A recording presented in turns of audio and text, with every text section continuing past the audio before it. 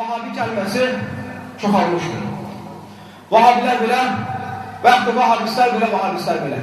Keçən il xutbədə, bayram xutbəsində mən bu məsələyə toxundum və sizə başa saldım ki, bizlər doğruluğu dəstəkləyən, Allahın dininə çağıran, Allahın dinini yaşayan və gözəl insan olmağa çağıran insanlarıq.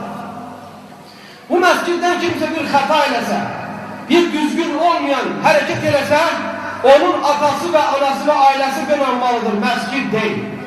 Bu kənddə, bu məsciddə nə bir vahabi yoxdur. Nə hansı ki qəsd edirlər onun arxasındakı radikallıq və teröristlik. Nə bir zəlalət yolunda olan yoxdur. Nə bir təhlükəli insan yoxdur. Elhamdülillah Rabbil Alemin, təmiz və saf uşaqlardır.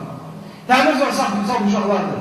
Və sizlərdən xahişimiz odur ki, belə şeylər danışaraq insanların ürəyini bulandırmayın. Və bəzən də hay çıxardılar ki, məscid uşaqlarını gəlib yıxışıracaqlar. Məscid uşaqlarını gəlib aparacaqlar. Bu saqqallar belə, bu saqqallar belə, elə deyil. Elə deyil. Biz bilirik, nə edirik və hər şey tanıyırıq. Və heç kəs bizi aparmayacaq, apara bilməyəcək. Çünki biz nə oğru deyilik, nə qaçaq deyilik, nə bandit deyilik, nə adam öldürən deyilik, nə silah daşımırıq. Heç bir şey.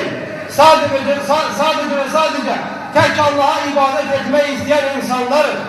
İnsanların xeyri için çalışan insanlarız. Vəssalam. Ona göre kardeşler derler kimleri tutur? Nəşə çəkənləri.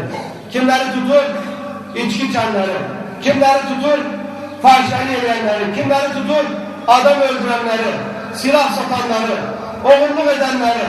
Devlete karşı çıkanları vesaire kimi. Elhamdülillah Rabbil Alemin. Bu sifətlər kimlərdir, onlar qalsın qaydırar. Bizlərin də kimdənsə, heç bir kəsdən qorxumuz yoxdur. Nə olmayıb, nə olmayacaq. Sadəcə və sadəcə qorxumuz Allah Azze və Cəllədir. İxlasla.com saytı tərəfindən təqdim olundu.